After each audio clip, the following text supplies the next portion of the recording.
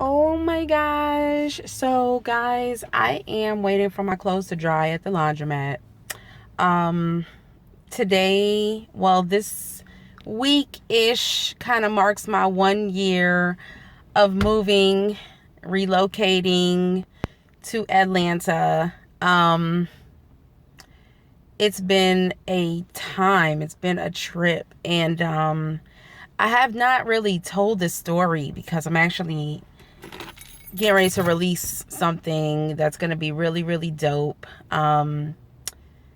And I'm excited about it. And it's going to be talking about my journey from childhood all the way up until now with me following my dreams. So I just want to tell anybody that supports me, any of my followers that follow my YouTube channel, kind of how I ended up here. Um, I was going through a divorce, and it was more so a separation, because you have to be separated for a certain amount of time before you get divorced. And it was just time, because me being a dreamer and my ex-husband being, he wasn't really a dreamer like me. I came from a very free-spirited family, a very performance family, very much out there, in the world, free-spirited. My parents didn't care what we did. Like, they cared. I was always with my parents. I never was like left with people. I never had to like ask my parents, oh my gosh, like I never ever felt like I was held back from being a free artsy person. As a child, my parents always created a way for us to be artsy and to do what it was that we love to do. So being in a marriage like that, it kind of, weighed on my dreams. It weighed on him wanting me to be whatever he wanted me to be. So the divorce had to happen. But instead of getting a divorce, we ended up being separated for 4 years. No kids, no properties or anything together, just yeah. So I'm sitting there waiting for years, having two last names, because I have a business in my maiden name, and then I have my married name, which is my government name.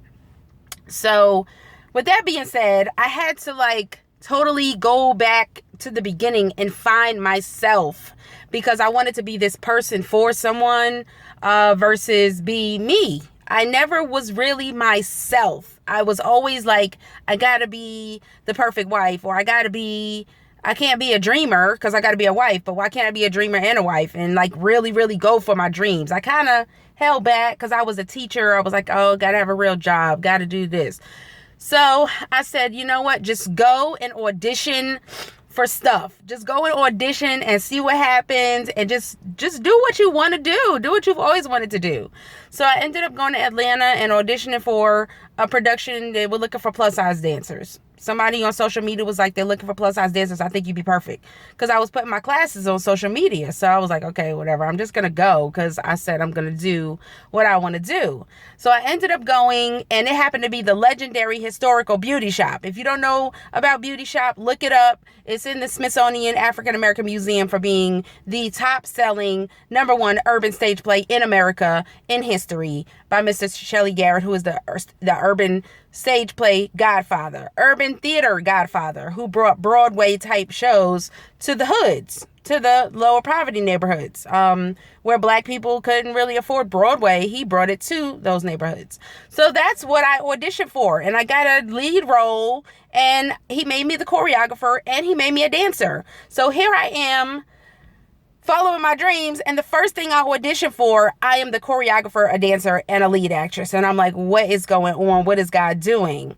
So with that being said, I had my girls who I mentor, who in order for me to be a choreographer, I always needed dancers to learn my style. So that's what Flower Child Productions is like a whole plethora of women who learn my style. So when people book me, they're not booking just me, they're booking others. But the energy, the style. So that's called the Flower Child style. So they booked 8 of my girls. They booked 8 Flower Child dancers and was like, can you cast the girls, the dancers? I was like, oh snap, we about to go on tour. So we went on tour with Shelley Garrett's Beauty Shop. We hit New Jersey. We hit New York. We hit Dallas. We hit was another city. It was supposed to be 48 cities, everything, investing, sponsor, stuff like that. Money happened, stocks happened, all kinds of stuff happened. So some shows got canceled, some shows went on. But in the midst of that, we are still in Beauty Shop. Beauty Shop will never stop. It is now in the 30-year anniversary. Then it was a 25-year anniversary. Now we're in the 30-year anniversary. We lost Mr. Shelley Garrett, who passed away. And that was like a shocker to me, it was a shocker. But he told me, like, Morgan, you should be here. You should be here in Atlanta because you're driving back and forth for rehearsals. I was like, that's true. I am. Like, for the last 2 years, from 2015 up to 2016, 2017, I was driving back and forth to Atlanta for Beauty Shop, for Beauty Shop rehearsals. So I finally packed up and left North Carolina, and I came to Atlanta, and all of these opportunities just started coming from nowhere. But this is the thing. When I got here, our show, Beauty Shop, I had just enough pay to get me an apartment. The show was canceled. So guess what? I had nowhere to live, y'all. I had nowhere to live. I had my car. I had Uber, which was my income at the time. I could raise, get money from Uber. But even then, it's like, gosh, my car was breaking down every 5 seconds. I was having to go get money and keep clients in North Carolina to make money, to just live. My friend Kim Harley and her husband allowed me to stay at their house. This was October, November of 2017. So I stayed at their house for like a month or two, and they were so sweet. They let me come and go as I please. They let me eat their food. When I tell you, I don't like to use the word homeless, because at any point in time, I can go to my parents' house in North Carolina and be good and go back to my job. I had resigned from being a teacher, good pay. I'm spitting all over the place because I'm hype. I had resigned from being a teacher. So I was like, okay, what am I going to do? Go back to North Carolina and not follow my dreams? And I had friends here who were like, you are the bomb. You're not going back to North Carolina. You're going to stay here. If Kim wasn't going to let me stay there, Tamika was like, oh, if you're not staying with Kim, you need to come to my house. They did not let me give up. I had friends that did not let me give up. And the support system here, of my creative tribe here in Atlanta, people who I was in rehearsals with, was like, it was unheard of. I was like, I've never met people like this in my life. Like, what is this? What is this support? This is support. This is love. Like, what is going on? So, with that being said, I'm still married, right? I'm still just still, my name on paper is, Morgan Addington. I'm using Jones for all of my artistic projects because that's my business. And it just got to be so overwhelming because artistically, I'm just like letting go. But I had nowhere to call home. I remember leaving Kim's house and going to staying with Tamika. I was like, I have definitely worn my welcome out here at Kim's house. And I went to Tamika's house, and she let me stay there. Her and her husband woke up like super early in the morning. So when they were getting up to go to work, I was just getting home because I would Uber drive all night because that's when I'm creative. When I'm driving, I'm writing, and in between rides, I'm writing. There were times where I would have to pull over and sleep, like at a gas station, just so I could get enough sleep so I could keep driving, so I could get some money to get an apartment because my car kept breaking down. So, all that being said, I remember sleeping outside in the gas station. I remember a homeless man walking up to my car. And the homeless man said, hey. I'm like, yes, sir. I'm frustrated. I really don't have a place to go. I have Tamika's house, but I don't have a home to call my own to go to. This man thinks because I'm in my car, I'm like probably got money. So he's like, I remember that night I probably made like $20, $25 just off of where I started. And I'm trying to save up to get an apartment. So he's like, God told me to tell you that you're going to help me pay my rent tonight. I'm like, really? I wish I had a rent, you know? So I'm looking at him like, God told you this. Okay. I believe God talks through people. I believe God talks to people. So I said, so how much is your rent? He said, I live up here at the shelter. It's $30 a week. So you can actually have a panhandling license and you have to earn at least $30 a week. Washing windows or collecting money, whatever you need to do to get $30 a week to stay at the shelter.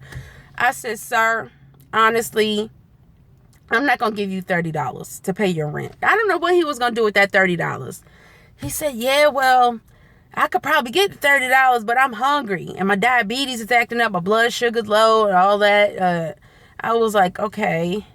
So I said, okay, God, I have $20. Now, you're talking to this man, but through this man, you're talking to me. And I took this man inside the store. And I said, okay, this is what we're going to do. You can get you some canned Vienna sausages. I didn't care what he wanted. I was getting him what I felt like would sustain him as far as food. Some Vienna sausages. They didn't have any bread in there. So I said, get some saltine crackers. You can make some little sandwiches. I was like, do you need any little mayonnaise or mustard or anything you can put on there? He was like, no, I'm good. I just, the sausage is good. Then I said, so you get some ice and get you a bottle of soda, so you can have something to drink. So I will never forget his face. I say, get your little bottle of soda. He brings me a 2-liter. Ma'am, can I get this? I said, yes, sir. I'm adding it up. Okay, Vienna sausages, that's going to be $3. Crackers, that's going to be up, whatever amount of dollars. Oh, yes, sir. Get the big soda. He comes back over to me. Can I get these?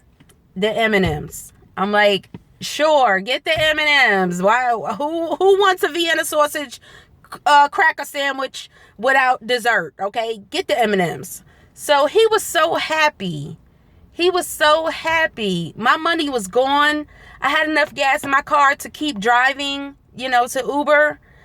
But whatever amount of money I did not have, it was okay because I knew that man needed it more than me.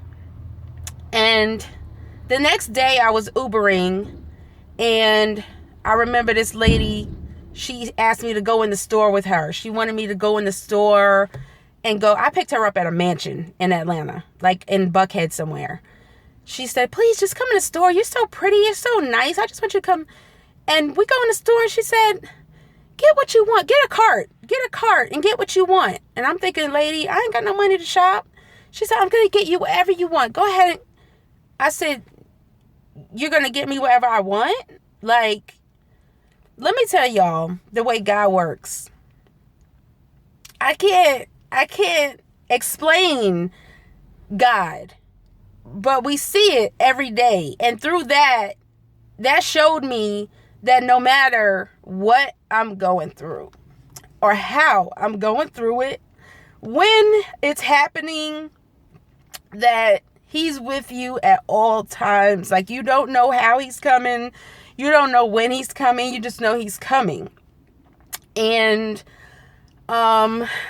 it's just so crazy. It's just so deep, y'all. I wanted to record my 1-year anniversary here because my YouTube documents everything that I've gone through that is pivotal in my life.